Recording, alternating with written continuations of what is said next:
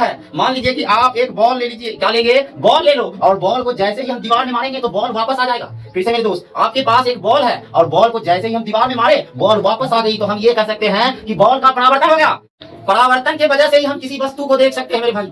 प्रकाश का परावर्तन अगर नहीं हो तो हम किसी भी वस्तु को नहीं देख सकते भाई। प्रकाश एक ऊर्जा का रूप है जिसकी सहायता से हम किसी वस्तु को देखें। तो भाई देखें कैसे, ऊर्जा का रूप है, कैसे देखें? जब तक प्रकाश का परावर्तन नहीं होगा आप किसी वस्तु को देख ही नहीं सकते। देखिए कैसे, हमने कहा कि मान लीजिए कि हम खड़ा है यहाँ पे हम खड़ा है, ऐसे आप समझिए कि हम खड़ा है यहाँ पे खड़ा है और सूर्य यहाँ से अपनी लाइन को बिखेरेगी, समझिए। यहाँ हमने कहा सूर्य है, यहाँ सूर्य है और सूर्य जो है अपनी किरण, अपनी खूबसूरती जो है पृथ्वी पर यहाँ से बिखेरी, इस तरह से बिखेर रही है, इस तरह से बिखेरी। यहाँ क्या हुआ, बिखेरा, और यहाँ क्या हुआ, इस तरह से सूर्य की किरण समझिए कि यहाँ आ रहा है और यहाँ आ रहा है, मतलब यहाँ कोई वस्तु है। क्या है, कोई वस्तु, मतलब समझिए कि यहाँ जूली खड़ी है। यहाँ क्या है मेरे दोस्त, जूली खड़ी है, ऐसे खड़ी है, ऐसे खड़ी है। अब क्या होगा, प्रकाश की किरण जूली से टकराई। क्या हुआ, प्रकाश की किरण इस जूली से टकराई मेरे दोस्त, और यहाँ से टकराने के बाद प्रकाश की किरण परावर्तित हो गई। ये प्रकाश की किरण आई और जूली से टकराई और उसी माध्यम में जाएगी। भाई कहाँ चल गया, ये देखिए कहाँ जा रहा है प्रकाश, ये कहाँ जा रहा है, ये जब टकराई और हमारे आंखों पे पड़ी और हम जूली को साक्षात देख लिए। भाई ये जूली है, क्या है, जूली है। फिर से समझिए ये।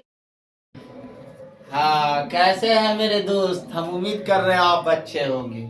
आइए हम खेलते हैं प्रकाश। तो प्रकाश मतलब क्या? प्रकाश ऊर्जा है या कण है या तरंग है, पहले हम ये जानते हैं। आपको ये जो प्रकाश लिखा हुआ है, दरअसल प्रकाश की अपने आप में एक ब्रांच है, ब्रांच।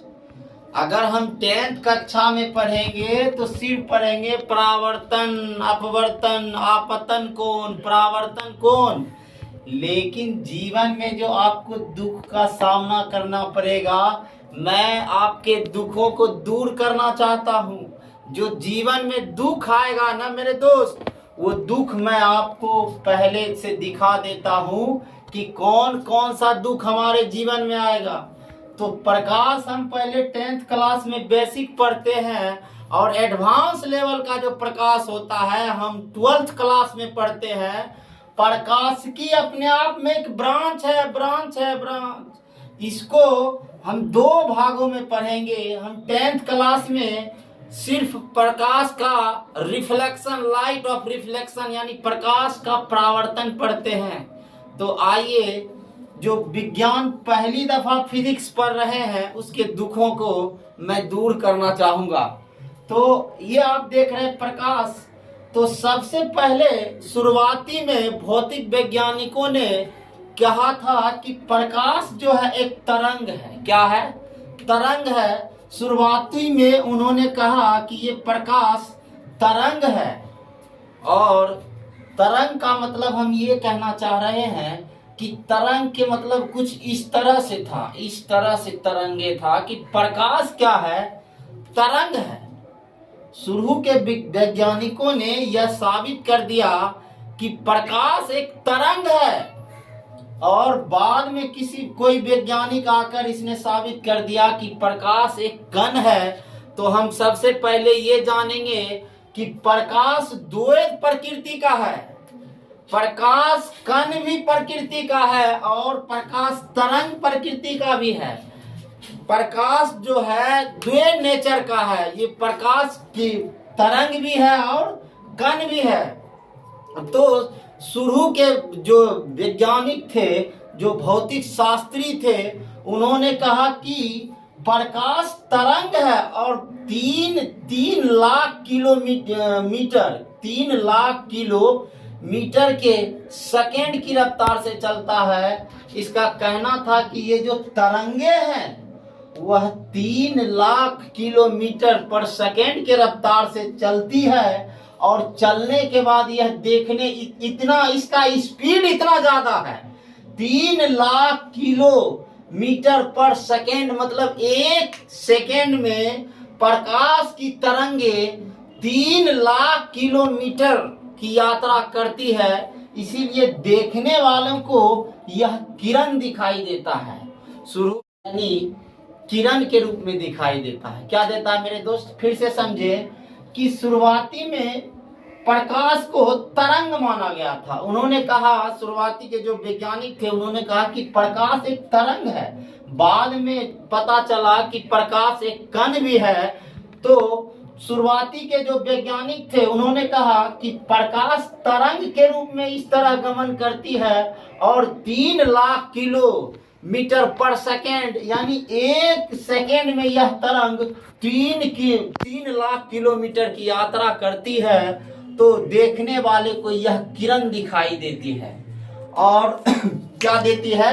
देखने वालों को यह किरण दिखाई देता है। बाद में आइंस्टीन साहब ने ये मानने के लिए, ये आइंस्टीन साहब इसको मानने के लिए तैयार नहीं हुआ। उन्होंने कहा कि प्रकाश तरंग नहीं है, प्रकाश जो है एक कण है। क्या है मेरे भाई? कण है।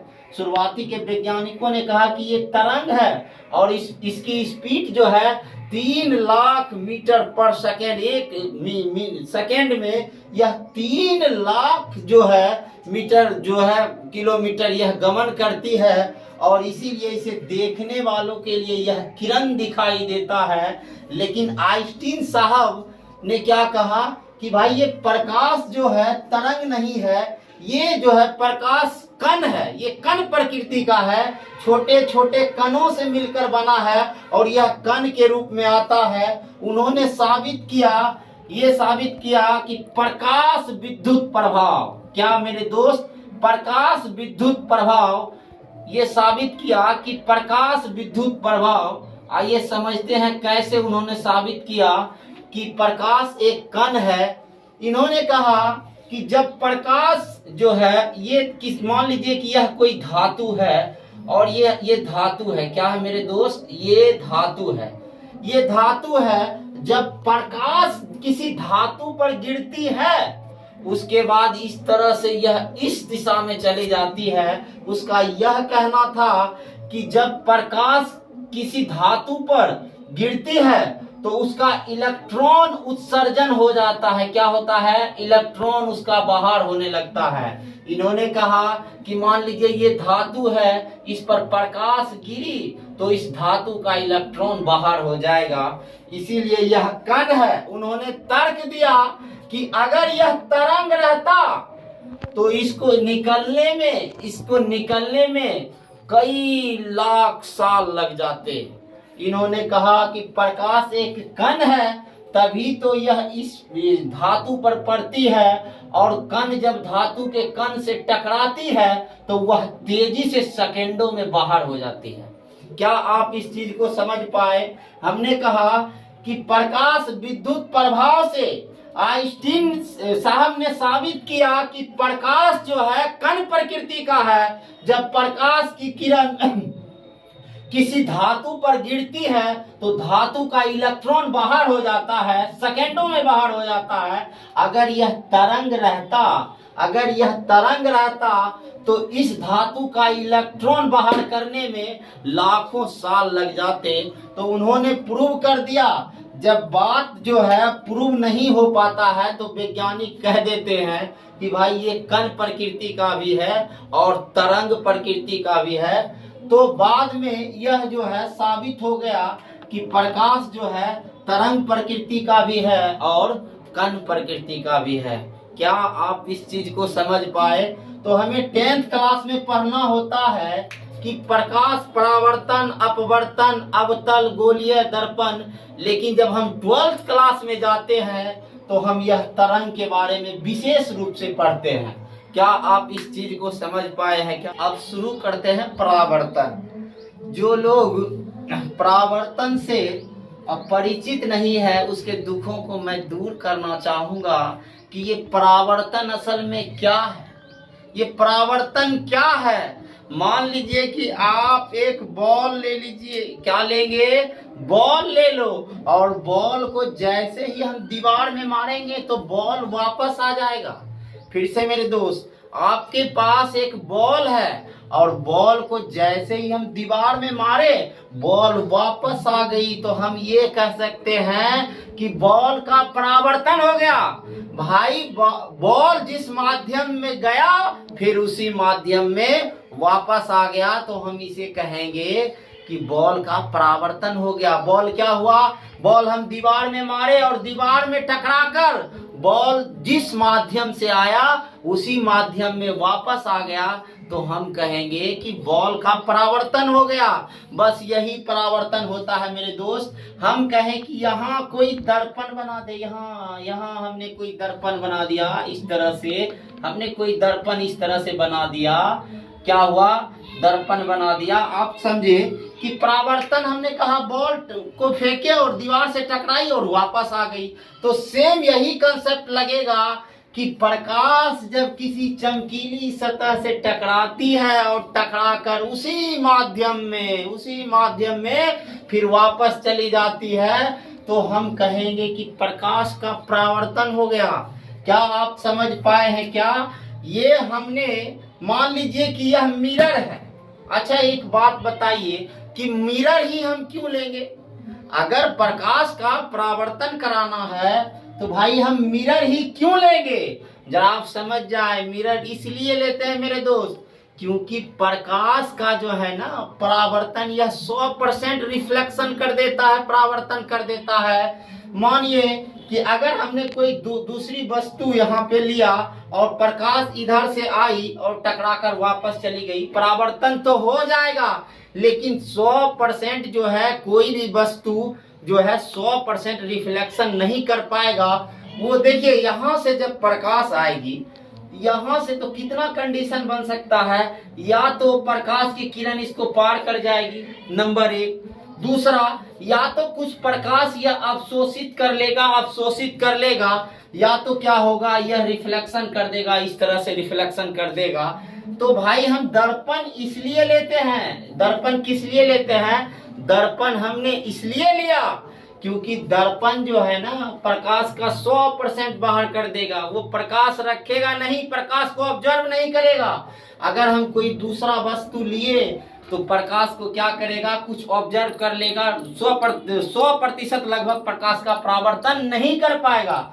तो इसीलिए कहते हैं कि दर्पण किसे कहते हैं? भाई दर्पण हम उसी को कहते हैं जो प्रकाश का 100% रिफ्लेक्शन कर देता है, 100% परावर्तन कर देता है, उसी को हम दर्पण कहते हैं। तो आइए हम परावर्तन, तो परावर्तन क्या है? प्रकाश की किरण आती है और दर्पण से टकराती है और उसी माध्यम में वापस हो जाती है।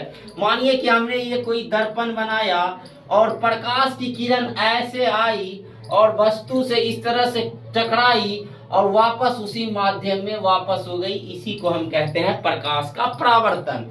ये जो किरण आती है, ये जो किरण आई है, इसी को हम बोलते हैं आपतित किरण। आपतित किरण क्या बोलते हैं मेरे दोस्त? आपतित किरण। और इसी को हम बोलते हैं जो वापस चली जाती है, ये हमारा हो गया परावर्तित किरण। क्या हो गया? परावर्तित किरण। क्या हो गया? परावर्तित किरण। आइए, तो हमने क्या कहा हमने क्या कहा कि प्रकाश की किरण आई, जो आई वो आपतित किरण है और यह चमकीली सतह या दर्पण से टकराकर वापस उसी माध्यम में चली गई, तो हम कहेंगे कि ये घटना प्रकाश का परावर्तन होता है। ये एक घटना है कि प्रकाश जब आती है और किसी वस्तु से टकराकर उसी माध्यम में चली जाएगी तो हम कहेंगे कि ये प्रकाश के परावर्तन की घटना है। भाई ये परावर्तन, और जो आने वाली किरण थी उसको हम बोलेंगे आपतित किरण, और जो टकराकर वापस जाने वाली थी उसको हम बोलेंगे परावर्तित किरण। तो हम बीच में एक अभिलंब डाल देते हैं जिसे बोलते हैं हम नॉर्मल। क्या बोलते हैं मेरे दोस्त? नॉर्मल। ऐसे जब हम अभिलंब डाल देंगे, इस पे अभिलंब, इस दोनों अभिलंब और आपतित किरण के बीच में जो कोण बनता है उसे हम कहते हैं आपतन कोण। क्या कहेंगे मेरे भाई? आपतन कोण। और ये परावर्तित किरण और अभिलंब के बीच जो कोण बनता है उसे हम कहते हैं परावर्तन कोण। क्या कहते हैं मेरे भाई? परावर्तन कोण। क्या आप इस चीज को समझ पाए हैं क्या? जो आपतित किरण और अभिलंब के बीच में जो कोण बनता है वो हमारा आपतन कोण है, और जो किरण जो है परावर्तित हो गई वो अभिलंब के बीच में जो कोण बनता है उसे कहते हैं हम परावर्तन कोण। तो क्या होता है? तो आपतन कोण परावर्तन कोण के बराबर होता है। अगर यह थीटा है तो ये भी हमारा थीटा होगा। क्या आप इस चीज को समझ पाए हैं क्या? अगर यह मेरा आपतन कोण का मान थीटा है तो परावर्तन कोण का भी मान क्या होगा? थीटा होगा, क्योंकि आपतन कोण परावर्तन कोण के बराबर होते हैं। अब हम पहला नियम लिखेंगे।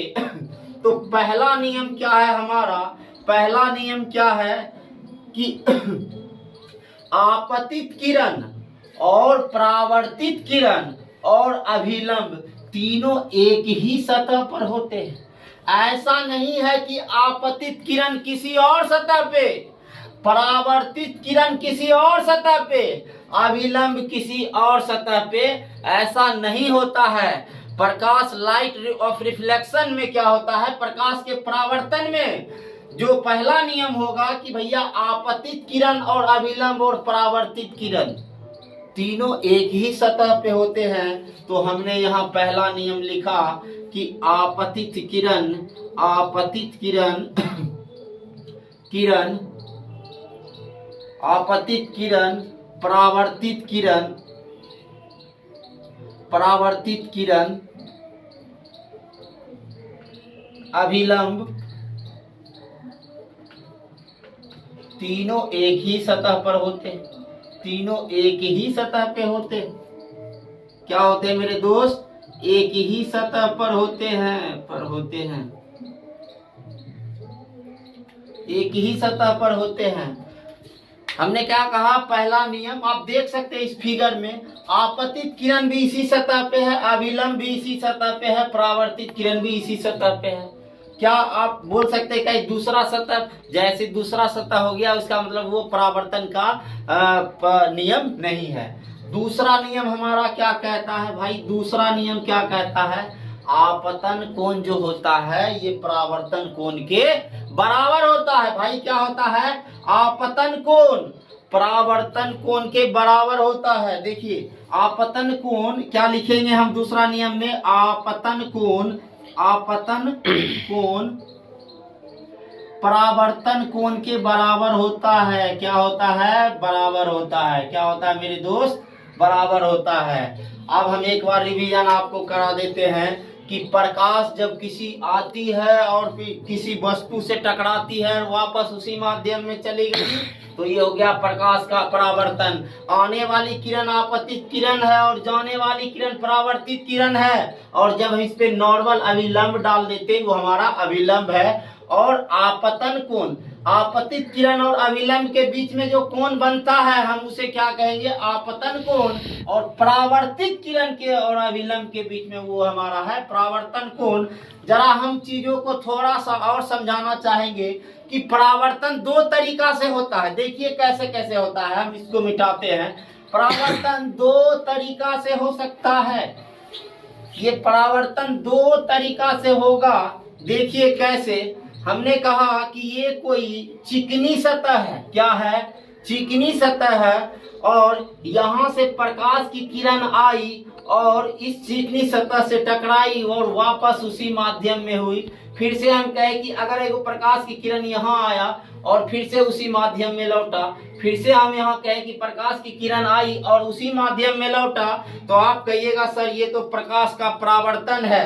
हाँ भाई, दो नियम, दो तरीकों से परावर्तन हो सकता है। देखिए हमने क्या लिया, यहाँ चमकीला सतह लिया, ये रेगुलर वे में आप देखेंगे। देखिए जरा हम इसको इस बार खुरदरी सतह ले लिए। मानिए कि इस बार जो प्रकाश की किरण आएगी वहां सतह खुरदरी है। क्या है? खुरदरी है। यहाँ तो प्लेन था, यहाँ तो चिकनी सतह था। इस बार जब आएगी तो यहाँ प्रकाश की किरण पड़ेगी तो रिफ्लेक्शन हमारा इस ओर हो जाएगा। अगर प्रकाश की किरण यहाँ पड़ी तो रिफ्लेक्शन इस ओर, अगर प्रकाश की किरण यहाँ पड़ी तो इस ओर, पर अगर प्रकाश की किरण यहाँ पड़ी तो इस ओर। इसका यह मतलब है कि आप देख सकते हैं ये रेगुलर वे में है और ये जो है रेगुलर वे में नहीं है।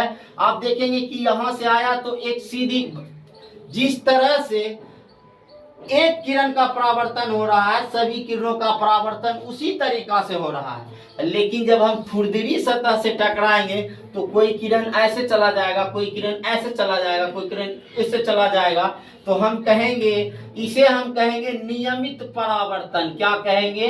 नियमित परावर्तन। और इसको कहेंगे अनियमित परावर्तन। अनियमित परावर्तन।